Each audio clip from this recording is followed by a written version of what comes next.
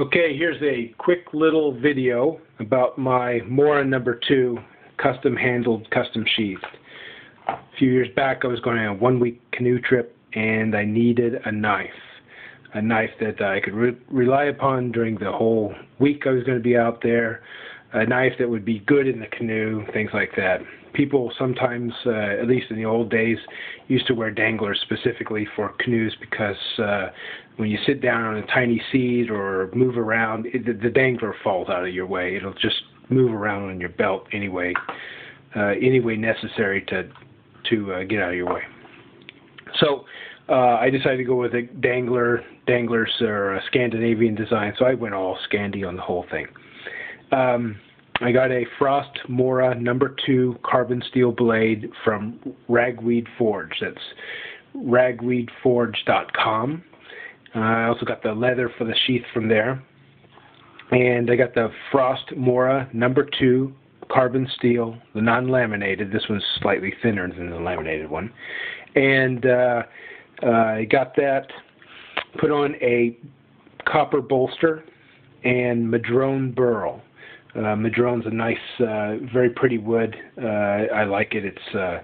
It's got some nice character to it.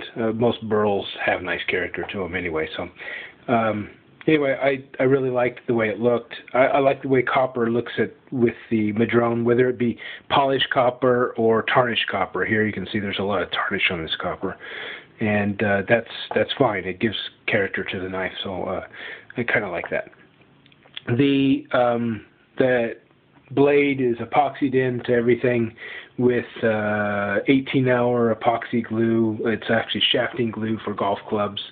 I used Golfsmith's 18-hour epoxy. It's a black epoxy, and it works really, really nice. Very, very solid. This knife spent like a week in the water up there, and by in the water I mean it was getting wet every day, several times a day. Don't want to brag, but I was quite the clumsy walker for the first couple of days, so I was slipping and falling more than I'd like to. But I also swam with it and everything else, so it held up. The sheath is a typical Scandinavian sheath with the little, fishtail flare. This is called a fishtail handle by some people. But it's fishtail flare. It's got a basswood liner in here. You could just go to the hobby stores or go to craft stores and get your basswood. Cut it so it's a little bit larger than your knife, with edging all the way around. Little hole in the bottom so it can drain water that might get in your sheath. And there you go. You've got a good liner. You put that on here. You take several measurements. Again, look at ragweedforge.com. They've got links to different places that'll tell you how to make some of these.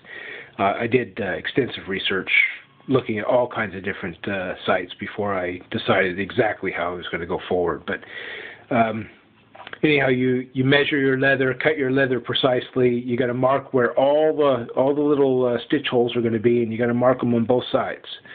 And I will say that I did a decent job. This is the first time I've ever stitched leather, really. I mean, other than just playing around with something. This is the first time I've really stitched leather properly. It's a little messy down in this area, a little messy right in here, but other than that, it's pretty good. And especially since the marker that I used for this was actually a fork that had fairly even tine spacing.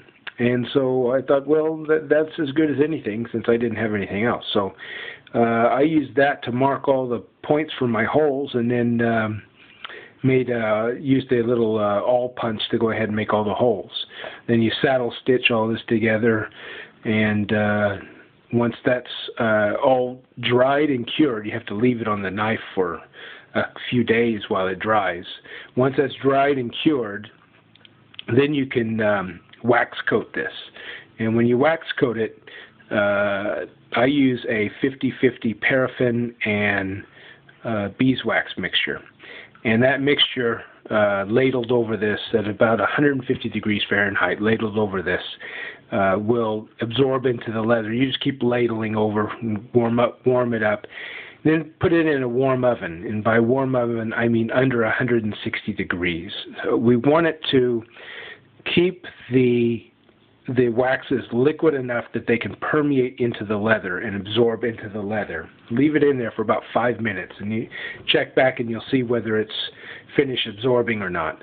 And if the oven's too cold, then you kick it on for a little bit and then turn it off, and just keep monitoring temperatures as you do that. And then after about three times coating and resting, it's done. And the leather sounds like plastic. I mean, you swear that's plastic, but that's just leather and wax. It's set up hard. And down here, it's the same thing, set up hard. The only thing that's really keeping the basswood in here is the tightness of the leather and some of the wax that gets in there and binds that together. So it's a very sturdy and super light. I think I weighed this thing. Well, I can get the scale out right now. Let's grab the scale. Let's see what kind of a weight we've got here. We're looking at 2 of these here. The blade itself with the handle, we're talking 101 grams. For those Imperial people, 3.5 ounces. Okay? Okay, we're 100 grams. The set together is 149 grams.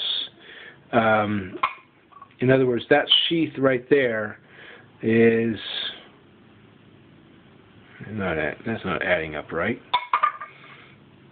That's saying 100.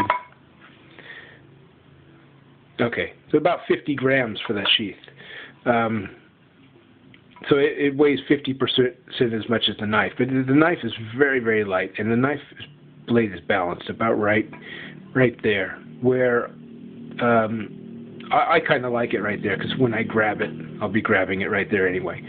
I like my front finger to be close to that pivot point if possible. When it goes in here, you hear a slight snap. That's the bolster touching the wood down here. When it's in there all the way like that, you can't shake it out. It won't come out for anything. To get it out, my recommendation is you put your thumb down and put it on this little ear here, and then pull out. It's the safest way to pull out, even if you're using 2 hands. Still, you want to use that thumb to push out. Some people go ahead and just pull them out, but they don't want to pull them out all the way, so they do this kind of a stutter pull, which means that if they pull it out too far, the problem is if you jerk it out too far and then you jam back, well, it's fine as long as it's in the sheath. But if you really pull hard, because sometimes this thing, well, when I go into the field, I'll take a small piece of beeswax, way smaller than this, and I'll crayon the sides of the blade, sides of the handle. And what this does is it gives me far more stickiness and grip, almost like a rubberized grip handle. And so once I get this all on here, then you rub it around. And once you got it rubbed around even, then it'll have a consistency, a grippiness, almost like a rubberized handle. And in my experience, it stayed that way for the whole week when I was out canoeing. It worked great. But this will cause it to bind in your sheath just a little bit harder. And so if you're pulling even harder, you might pull it out like this and then come back and miss that thing and then end up slicing your fingers, or hopefully you miss completely, but you know, it scares me when people do that. Anyway, there's that knife. It's really tough. It's the handle is made, this wood is very hard, like rock maple type hard. And it just needs a little Watco Danish oil to penetrate and seal it, because it doesn't hold up to water rot very well. So even though it was soaked for a week, I've never had any problems with it. It's been a very stable knife. So there it is. Hope you like it, and hope you have a great day. Take care. Bye.